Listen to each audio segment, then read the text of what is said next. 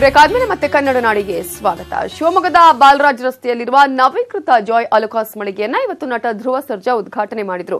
ಧ್ರುವ ಸರ್ಜಾ ನೋಡೋದಕ್ಕೆ ಅಭಿಮಾನಿಗಳು ಜಾಯ್ ಅಲುಕಾಸ್ ಮಳಿಗೆ ಮುಂದೆ ಜಮಾಯಿಸಿದ್ರು. ಧ್ರುವ ಸರ್ಜಾ ಆಗಮಿಸ್ತಾ ಇದ್ದಂತೆ ಅಭಿಮಾನಿಗಳು ಸಂಭ್ರಮಿಸಿದ್ರು. ಇದೇ ವೇಳೆ ಧ್ರುವ ಸರ್ಜಾ ಸಿನಿಮಾ ಡೈಲಾಗ್ ಹೇಳಿ ರಂಜಿಸಿದ್ರು.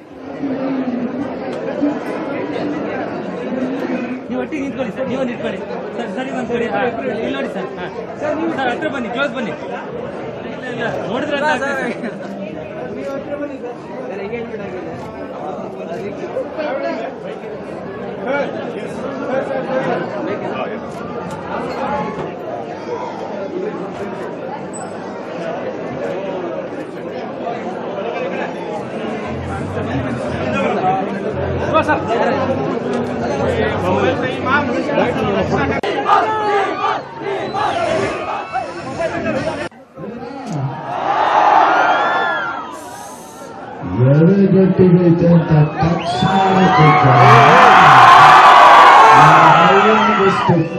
ಐತಿ ಅಂತ ಚೆಕ್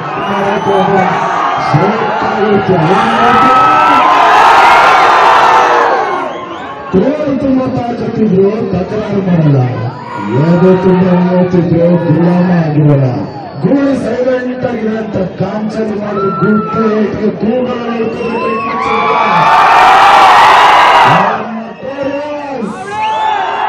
ಜಗತ್ಪ್ರಸಿದ್ಧವಾಗಿರುವಂತಹ ಜಾಯ್ ಅಲುಕಾಸ್ ಶಿವಮೊಗ್ಗದಲ್ಲಿ ಬಂದು ಈಗ 6 ವರ್ಷ ಆಗಿದೆ. ಅದರದ್ದು ಪುನಃ ಹೊಸ ಧ್ರುವೀಕರಣದ ಹೊಸ ರೀತಿಯಲ್ಲಿ ನಾವು ಇದನ್ನ ಮಾಡ್ತಾ ಇದ್ದೀವಿ. ಈಗ ಸುಮಾರು ವರ್ಷಗಳಿಂದ ಕಳಸಲ್ಲಿನೂ ನಾವು ಸುದೀಪನ ಕರ್ಕೊಂಡ್ಬಂದವು. ಈಗ ಕರ್ನಾಟಕದಲ್ಲಿ ಪ್ರಸಿದ್ಧವಾಗಿರುವಂಥ ಧ್ರುವ ಸರ್ಜಾನ ಕರ್ಕೊಂಡ್ಬಂದಿದ್ದೀವಿ.